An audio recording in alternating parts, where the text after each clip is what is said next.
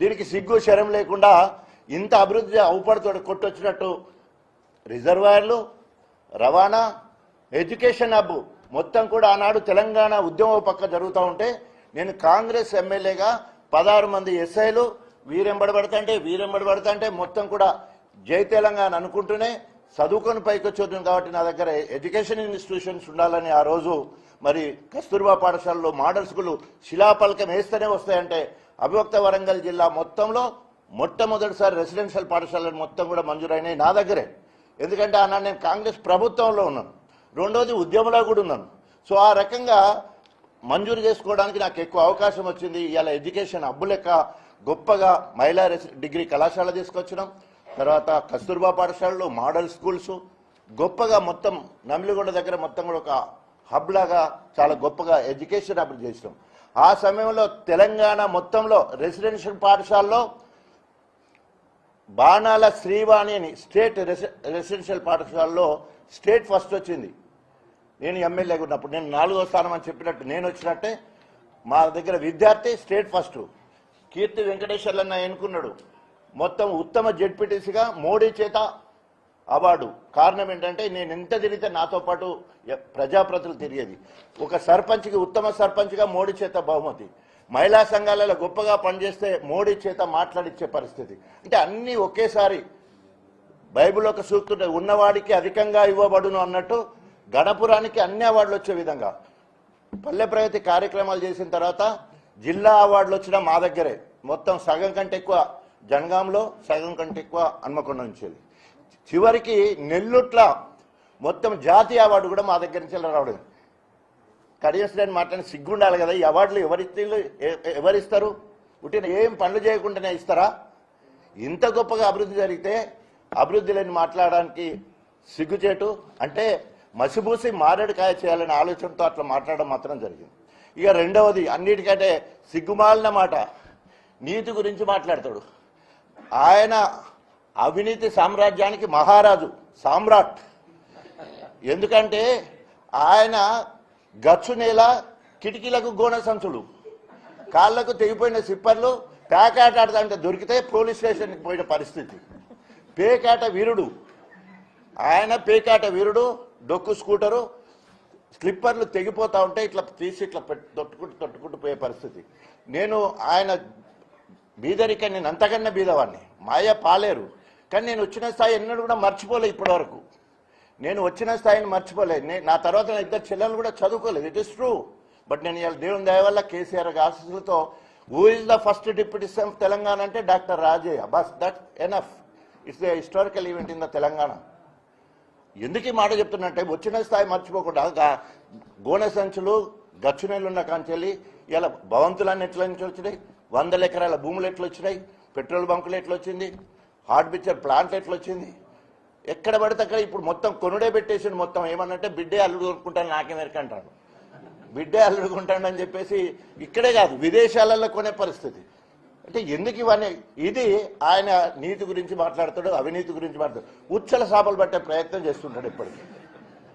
ఉచ్చలో చేపలు పట్టే ప్రయత్నం చేస్తాడు. ఆయన మాత్రం తిమింగిలం. ఆయన తిమింగిలము బుడబరకాల గురించి ఆలోచిస్తాడు. మాట్లాడడానికి ఒక అర్థం ఉండాలి కదా. Is an educated.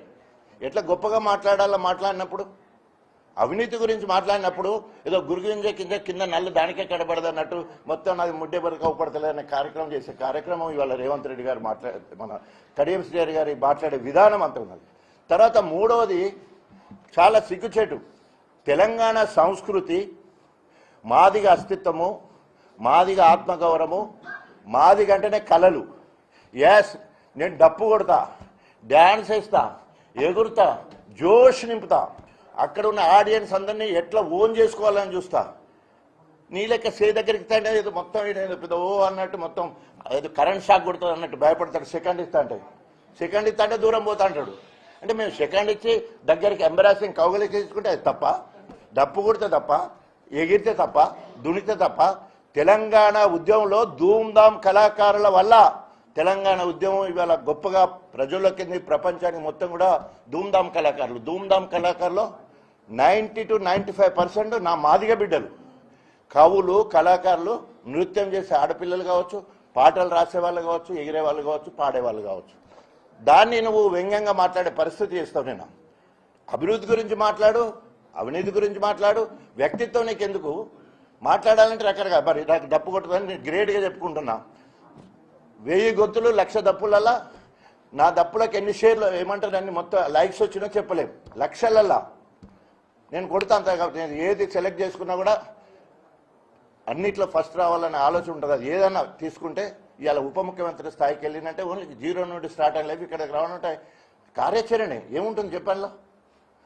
ఆ రకంగా పైకొస్తే నువ్వు డప్పు కొట్టవద్ది ఏదో జమిడికా అని ఉంటుంది వాళ్ళకు. బయన్లో అని చెప్పుకుంటాను. ఆయన బయన్లో కాదో తెలియదు కానీ కొట్టుమన్న ఆయన జమిడికం కొట్టాలని నేను డప్పు కొడతాను. అరే మరి పోటీ పడాలి కదా దానికి. నేను ఎగురుడు దునుకుడు కాడికి వచ్చినావు కదా నువ్వు నా లెక్క ఎగురన్న ఎగురు, దునకనన్ను దురుకు, ఉరకనన్ను ఉరుకు. దేంట్లైనా పోటీ పడదాం.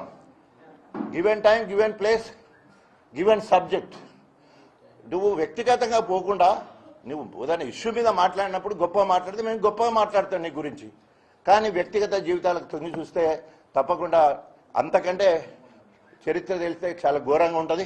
కాబట్టి ఇప్పటికైనా విత్తనం దేవని అంటుంది మోరల్ వాల్యూస్, నైతిక విలువలు అంటే ఆ మాట అంటే సిగ్గుపడే విధంగా ఇవాళ గూప్సకరమైన ప్రవర్తన కడియం శ్రేయర్ది. అక్కడ డయాస్ మీద చూస్తే ఎందుకంటే రేవంత్ రెడ్డి గారు ఏమన్నారంటే నువ్వు శీల పరీక్ష చేసుకోవాలి. కొందరు నిన్ను మాలోడు అంటాను, కొందరు మాలోళ్ళు అంటాను. నువ్వేందో నువ్వు శీల పరీక్ష చేసుకొని రేవంత్ రెడ్డి అన్నాడు. తర్వాత ఎవరైనా పార్టీ ఫిరాయిస్తే పిచ్చి కుక్కను కొట్టినట్టు కొట్టండి, నేనే ముందు రాయేస్తా, నా తర్వాత మీరు రాళ్ళేయండి. ఇది రేవంత్ రెడ్డి అంటాడు. ఈ మునగాడు కడియం శ్రీరామ్ ఏమంటాడు 6 నెలల్లో రేవంత్ రెడ్డి ప్రభుత్వాన్ని కూలగొడతా అంటాడు. 40 ఏళ్ళల్లో ఎప్పుడు నేను చేయి గుర్తుకు వేయలేదంటాడు. ఇవి విభిన్న ద్రోణాలు కదా, ఆయన కోణాలు కదా.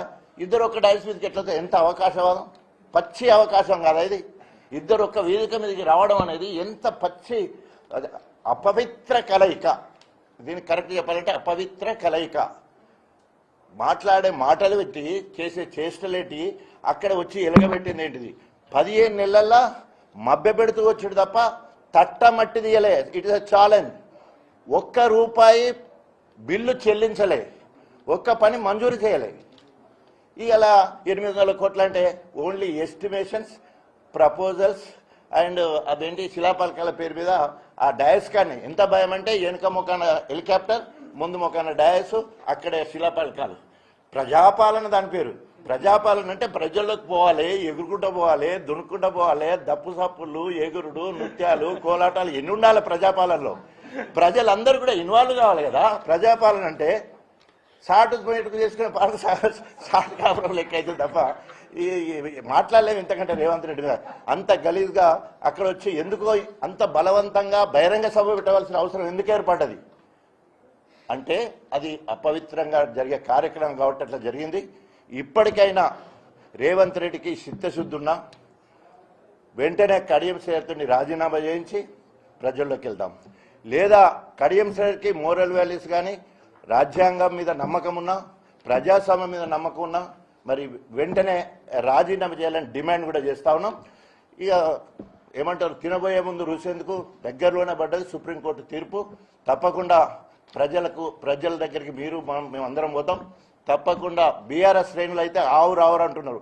బీఆర్ఎస్ శ్రేణులు అంటే ఒక స్టేషన్ గణపురములు కాదు సుమా, యావత్ తెలంగాణ మొత్తం కూడా బీఆర్ఎస్ శ్రేణులు మొత్తం కూడా గణపురం కన్నా చూస్తున్నారు. అరే ఉండేటోడు ఉండడు కదా, 10 మంది రాజీనామా చేసిన అందరూ ఉట్టిగానే ఉంటాడు. ఒరే తెల్లాలేస్తే ఈయనకి మొత్తం ఏదో పోటుగాని లెక్క ఈయనేమో చేసినట్టు దేశంలో లేదు జాతి సాధించినంత ఫీలింగ్. వాళ్ళు తప్పు చేసినారు అనుకొని చేతులు మొక్కి జోడించి కూడా కుక్కిన పెయిన్ లెక్క వాళ్ళు ఉంటే ఈయన కుమ్మరుకు లెక్క ఎగురుతా అంటాడు. ఊరికే ఎగురుడే మొత్తం కేసీఆర్ని తిడతాడు, కేటీఆర్ని తిడతాడు, హరీష్ రావుని తిడతాడు, కవితక్కని తిడతాడు, బీఆర్ఎస్ ప్రభుత్వాన్ని తిడతాడు, అభివృద్ధి లేదని చెప్తాడు. ఎన్ని రకాలుగా మాట్లాడాలో అన్ని రకాలు మాట్లాడతారు. అందుకనే ఇలా తెలంగాణ యావత్ ప్రజలకు శత్రువైండు, బీఆర్ఎస్ శ్రేణులకు మరి కొరకరాని కొయ్య అయిపోయాడు. తప్పకుండా మూల్యం చెల్లించక తప్పదు. రేపు ఎప్పుడు ఆయన రాజీనామా చేసి కాంగ్రెస్ పార్టీ వస్తే మరి బీఆర్ఎస్ శ్రేణులు కర్రు కాల్చి వాత పెడతారు. జై తెలంగాణ.